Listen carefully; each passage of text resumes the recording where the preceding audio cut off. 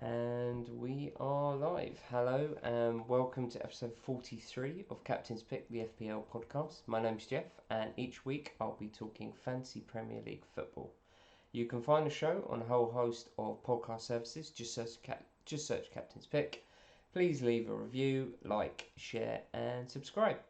We are currently live streaming here on Twitch. That's twitch.tv/captainspickpod.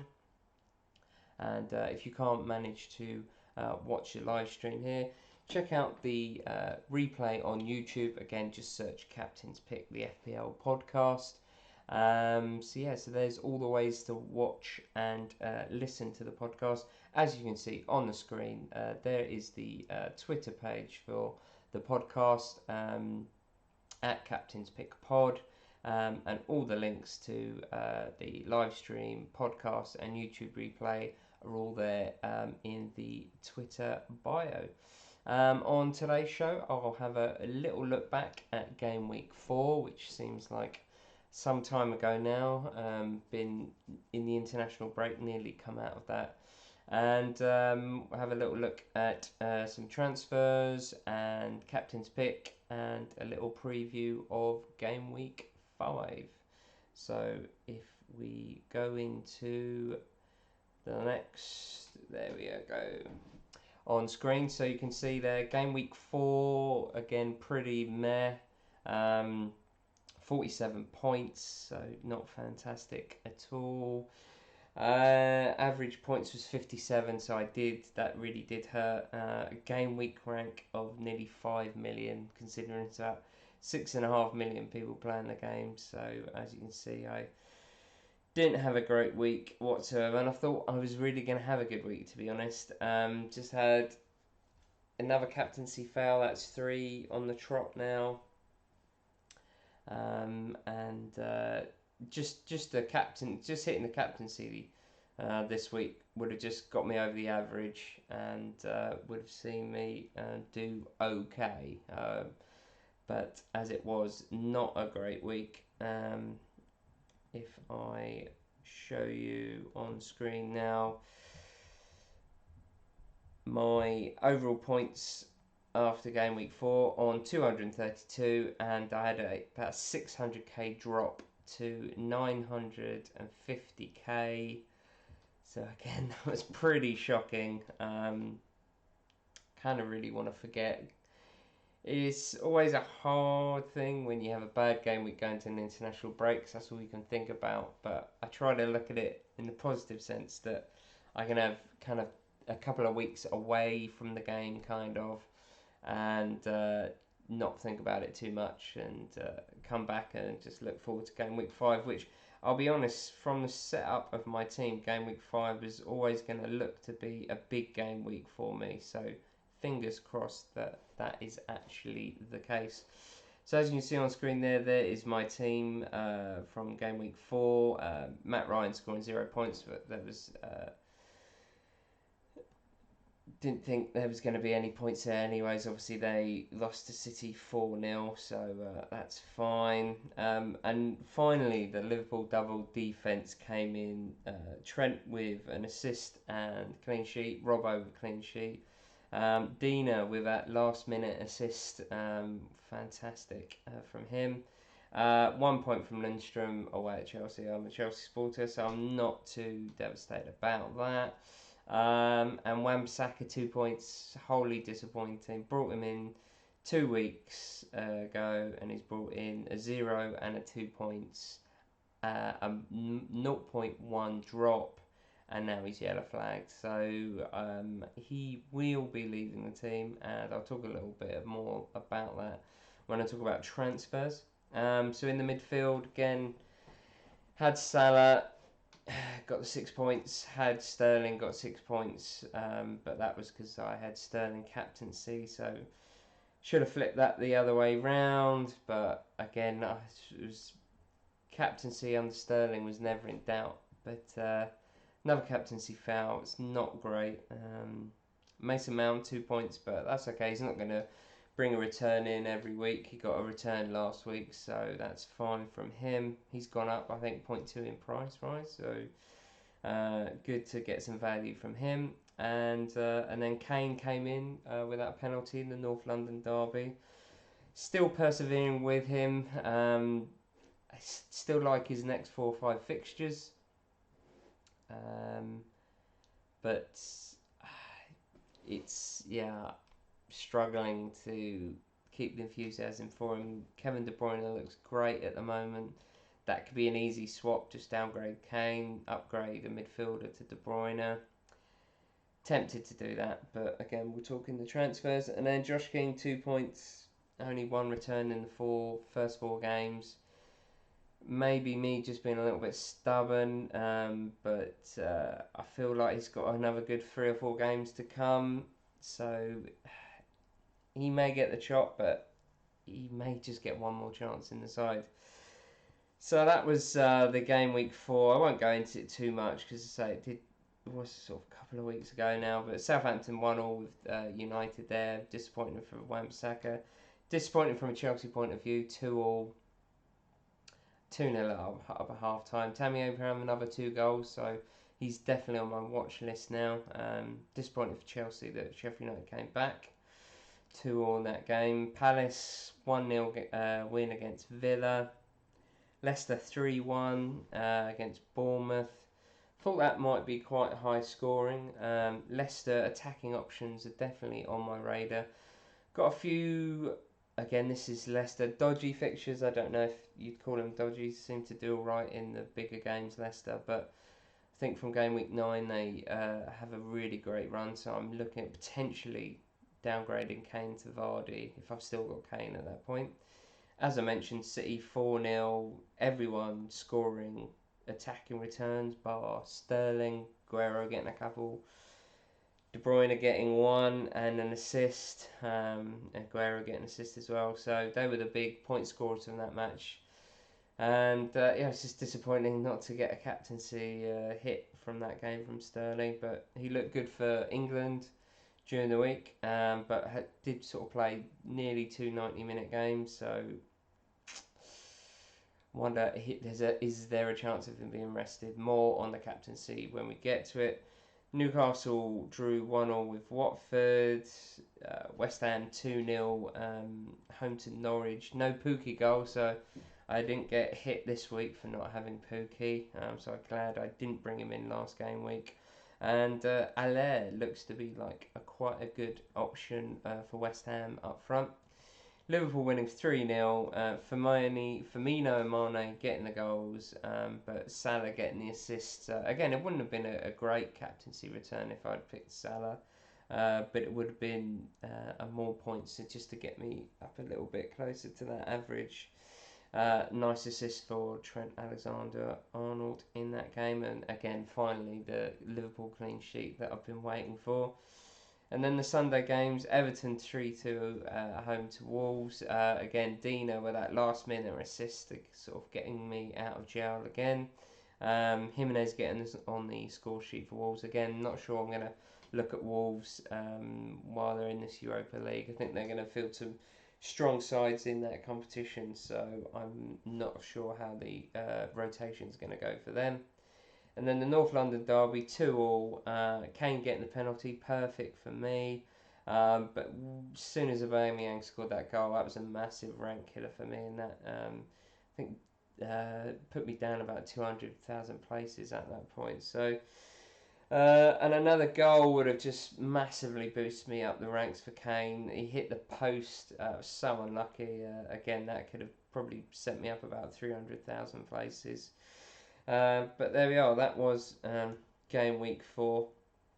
Let's have a little look now at my game week 5 team. And just to note that the deadline is this Saturday, the 14th of September at 11:30 a.m. I'll remind you again at the end of the podcast. So I'm currently hitting a 5-3-2. I've got Matt Ryan, Burnley at home, so there's a chance of a clean sheet there. Burnley have been fairly decent going forward, but I would say they're stronger up front when they're at home, so there's chances of a clean sheet there. Potentially some save points. Liverpool double up.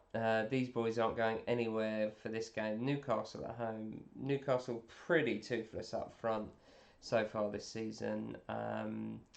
Yes, there may be rotation ahead of Champions League games for Trent potentially, but only played a handful of minutes for England during the international break. So I think he'll probably start, but I could be wrong. And Robertson, again, they haven't really got much coverage at left back. James Milner could go there, I suppose. But I fully expect one of them to start, but I think both will start. And great chance for clean sheet and attacking returns there. Luca Dean been excellent so far this season. Glad I kind of went with my gut feeling on him again this season. Picked him last season. I thought he would do great stuff this season, and so far he's been excellent. Bournemouth away. Bournemouth have not been great at the back, so it's definitely points from attacking point of view from him. I do see Bournemouth probably scoring in that match, I think. Everton have been good at the back, but mostly when they've been at home. And if I do keep Josh King, I'm hoping he's the one who does the scoring in that game. John Lundstrom, Southampton home again. Southampton not that great up front. Shea Adams really been struggling up front for them, so could be clean sheet here. Could be attacking returns. Again, it's just like 3 points because he's so cheap. Wan-Bissaka, as you can see, still in the team there. He's yellow flagged, but he will be leaving. More on that in a minute when I talk transfers. Currently, I have the captaincy on Salah. Had the whole international break rested. It is the lunchtime game, so there's always that fear if your captaincy doesn't come in, you've got to wait the whole weekend just to sort of see your rank drop when everyone else's captaincies come in. But I think he'll be pretty highly captained. Newcastle at home, it doesn't really get too much better than that. So I've my gut says go for him. I think Sterling will do well. He's vice captaincy after his blank last week. He'll probably then return this week. Salah will blank, but there's an outside chance Sterling could get rested. I don't think he will do, but Man City have got such great options going forward, so there's a chance of that, depending how fit he feels coming back from international duty. Played 90 minutes on Tuesday night in that 5-3 win over Kosovo. Again, he looked really sharp. So the other thing with City, obviously, they've got so many good attacking threats, as we saw in that 4-0 win against Brighton, that any one of them could get the points. So they could be more spread out, where I feel like with Liverpool, there's maybe a smaller concentration, but comparing it though, to be fair, you could still have Salah and Firmino and Mane scoring points instead of Salah there, but I do think Salah is definitely more of a main man there at Liverpool. But no doubt, I think they'll probably both get returns, and it's whoever gets the most on the day. But at the moment, I think I'll go with Salah. Again, just like I did last week, I picked the person with a home fixture, and I'll do it again this week. And who knows if I get the same result. Mason Mount, tricky fixture that away at Wolves. He didn't play too much for England, so he'll be fairly rested, to be honest. Again, it's away at Wolves. It's a tricky fixture. Not expecting too much from him, but the fact that he's in on corners, free kicks, set pieces, that if he doesn't get an attacking return from a goal or assist from open play, he's always got that option of getting assist points and stuff from set pieces. Harry Kane at home to Crystal Palace. Is this going to be another Newcastle from a couple of weeks ago? Well, at least I'm not captaining him this time, which probably means he'll come and get 2 or 3 goals. Scored a hat-trick for England and another goal on the Kosovo match. Lots of penalties, but he took his open play goal really well. Again, I think he's just got really good fixtures, as we can see on screen here. If we look, so Crystal Palace at home, Leicester away, Southampton at home, Brighton away, Watford at home, really decent fixtures, I think, up until get that game week 10, and then he's got a couple of tricky fixtures after that, which I may then decide to downgrade, potentially go to Vardy from sort of around that game week 9, game week 10 for less as good fixtures, and use that 2 million along with maybe downgrading a Liverpool defender potentially, and getting some money back from Wan-Bissaka to then hopefully manage to get De Bruyne in midfield, because I do think he's looking excellent, and just having one City player feels not quite right at the moment. It'd be nice to get one of the defenders, potentially Otamendi, could bring him in for Robertson next week. Liverpool got a couple of slightly more difficult fixtures, but it is Liverpool. They're pretty fixture proof, but potentially looking at that move. But De Bruyne, and he's very well owned now, so that is going to hurt if De Bruyne does something in that match. So yeah, it's a tricky one. And currently, again, I'm starting Josh King at home to Everton. I think Bournemouth could get some goals in that match. I'm just hoping Josh King can provide something. On the bench, as you can see, Dendoncker, Wickham, Hayden, hoping that none of them really have to come off the bench to play. So that's my starting lineup as it is at the moment. But yeah, talking about getting rid of Wan-Bissaka, potentially bringing in Matt Loughton of Burnley. Burnley have got some really good fixtures coming up. This is Burnley, but they are pretty decent defensively. Never gonna get too smashed, and they've got a lot of sort of similar mid-table club teams and lower league club teams that they're facing. So I quite fancy Burnley to get some clean sheets. So he's a potential, and that would release about a million, 1.1 I think, from Wan-Bissaka. I got 0.2, so I'd have about 1.3 to play with. I've got 2 free transfers I rolled last week. So there's a few things I could do. I could upgrade Hayden for Ceballos of Arsenal. I thought he looked really decent when he came on from North London Derby. I'm just wondering whether just to get it one or more 2 games, just to see he's definitely starting, because obviously he came off the bench in that game. So I want to make sure he's starting matches. But at 5.7, pretty decent value on set pieces. So sort of similar player in that respect to Mount, I think. So that's one option. I could obviously upgrade King to pretty much any of the forwards in that price bracket. I could go to Barnes again. Burnley have got good fixtures. Whether I want 2 Burnley players in myself, I'm not sure. And I do notice that Barnes has picked up a slight knock that came out in the press conference, although I think he'll probably be fine. I could go to Tammy Abraham, Chelsea. 2 goals in the last 2 matches, a double-double. Again, tricky fixture, Wolves away, then we've got Liverpool at home. But after that, the fixtures look really decent, so potential to bring him in, but maybe not for a couple more weeks.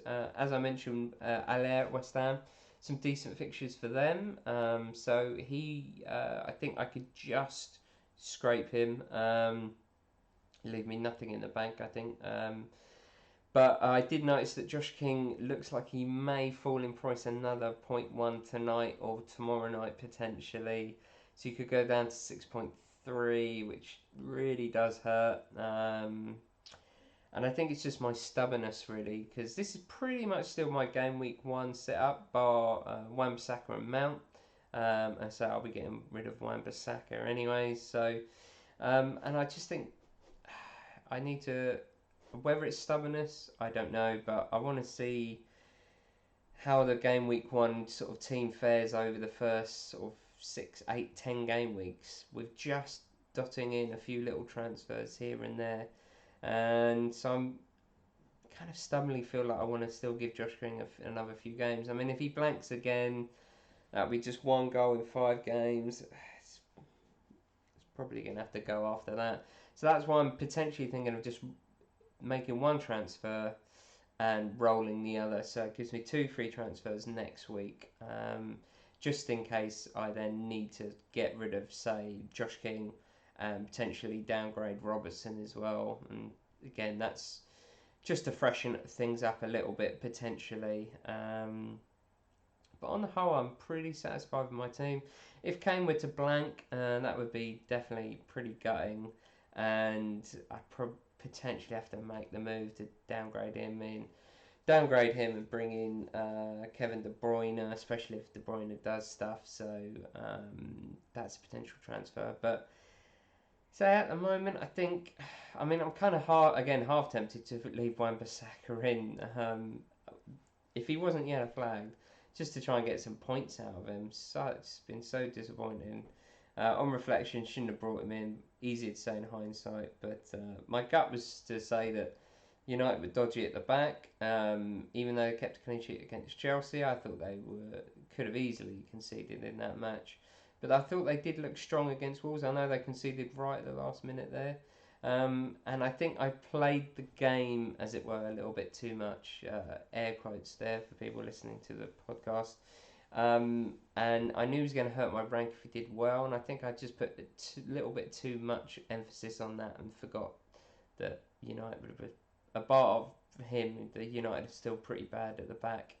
And so I think he's just got to go. Just got to put my stubbornness aside for that one, and probably just at the moment it's looking like Matt Loughton, Burnley, try and get some clean sheets.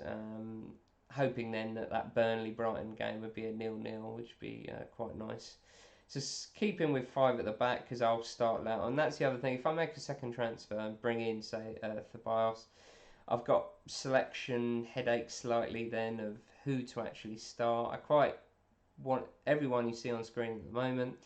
I want to start all of them, and if I brought in Loughton, I'd probably want to start him as well. If I brought in Ceballos, I'd want to start him. Barnes, likewise. Abraham, I'd want to start all of those players, and then who would I drop? Probably would drop Lundstram, and have him as first sub, which is probably the way it will go for the rest of the season, especially when they have away games. But it's just like 3 points with him. So I'm thinking to put me in the best scenario for next game week is to just say transfer in Loughton, keep the other free transfer, and then I'll have 2 free transfers to maybe make some slightly potential bigger moves. Again, I could take a 4-point hit this game week and make 3 transfers, bring in. At one point, I'm not sure if I can still do it price-wise, but I could have brought in Ceballos, Barnes, and Loughton for a 4-point hit. But I'm just not sure it's worth it. Could have brought in De Bruyne, downgraded Kane, and took out Wan-Bissaka for Loughton. And I think, again, could have done that, but it would have been a -4. Just really don't want to take hits. But next week, if I had the 2 free transfers and I really wanted to bring in 3 players, then maybe next week would be the one to take the -4. But I think at the moment, 1 transfer, Wan-Bissaka out for Matt Loughton, Burnley. He'll start and then roll the other 3 transfer. As I mentioned, Salah captaincy. I think Sterling vice. I think they'll both return, and it's who can outscore each other. And yeah, so that's how my team is shaping up then for game week 5. Again, Liverpool at home to Newcastle, that early game. I'm wondering if the international break has an effect on that. I wonder how quiet the crowd will be. An early Liverpool goal will surely get the crowd up and could be a hell of a lot of goals there. Newcastle coming to park the bus. I know they did that against Newcastle, and if they do it again and get a draw, make a 1-0 away win, I only have myself to blame to not learn from the Tottenham game. But I think it's very different. I think you can read too much into that Tottenham game because, yes, they're going to come and park all the buses they have, but that does just mean it's basically attack versus defence. And I much prefer the Liverpool attack and the attacking fullbacks that they have than Spurs, and Spurs were all over the shop in that game. Eriksen didn't start, so I feel like reading too much into that Spurs game could be a downfall. But we shall see. No doubt they'll come to defend, but I think Liverpool then will have all the possession, and it will just be attack versus defence. And I fancy Liverpool to do well, and a very fresh, rested Salah in that game. As I mentioned, I potentially have a Burnley defender, so Brighton have been decent going up front, but I know Trossard is injured at the moment. So I'm not sure how threatening they'll be up front. So could be a couple of clean sheets in there potentially. United are home to Leicester. Who knows with United at the moment? I fancy Leicester to score. That's another reason to get rid of Aaron Wan-Bissaka. I'm not going to get attacking points from him. So I think he's just got to go. Interesting to see how Leicester do in that game. Another big game. Definitely got the likes of Vardy, Maddison on my watch list, and Soyuncu, the defender. He's 4.5. He could be in for their good run of games as well. Sheffield United home to Southampton, looking for big stuff from Superman John Lundstram from him. Spurs are home to Palace. Again, Palace will pretty much do what Newcastle did, but feel like Spurs, and now the window's closed and Eriksen's staying, they've got all their players, and I think they'll do well. I hesitate to say that they'll smash them here, but I got a feeling that Spurs could really do something against Palace here. I mean, it's a tricky one. I think if I was Spurs, I'd play as many attacking players as possible because Palace are going to defend. Could well be in a goal for Palace because they might get caught on the counter attack, Spurs. But I do wonder if Spurs are going to bounce back with a good performance here. Wolves home to Chelsea. Tricky fixture for Chelsea. This. Sounds funny, but I kind of would take a point if I'm honest. Be nice to see a clean sheet from the Chelsea perspective. I think Rudiger will be back, so it'll be interesting to see if Zuma or Christensen drop out of the team. I fancy us to score though. We've been very attacking so far. 1-1, maybe Chelsea nick it 2-1. Norwich home to Man City again. I'll be going into the match without the highly owned Pookie. I will not be attending the Pookie party. Potentially get him in. They've got some decent fixtures coming up after this match, Norwich, so potentially could get Pookie in instead of Josh King with that extra money that I'll have. He could score against City. He scored away at Liverpool, but City are good defensively. I mean, even without Laporte who's injured, I still think they'll keep a decent amount of clean sheets, and that could be an absolute rout. If Norwich come out attacking, they've got so many of the defenders out injured as well. Norwich, it could be a cricket score. So I'll be slightly scared of not owning Aguero and De Bruyne because they will probably send me down to about 3 or 4 million if they do stuff. So we'll just have to see. On Sunday, Bournemouth home to Everton. Expect a lot of goals in this match. I'm hoping for a lot of goals actually. Josh King goals and potentially Dina assists or free kick goals maybe would be great. And then Watford at home to Arsenal. It's such a strange. Before Watford sacked their manager, I thought this was definitely going to be a big win for Arsenal.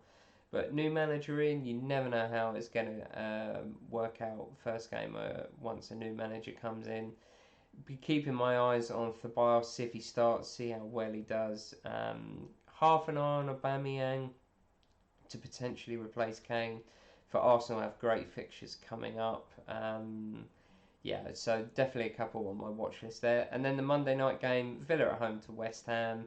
Not too much interest in this, to be honest. Interesting to see how Allaire does away from home. See if he gets on the score sheet. Definitely one on my watch list.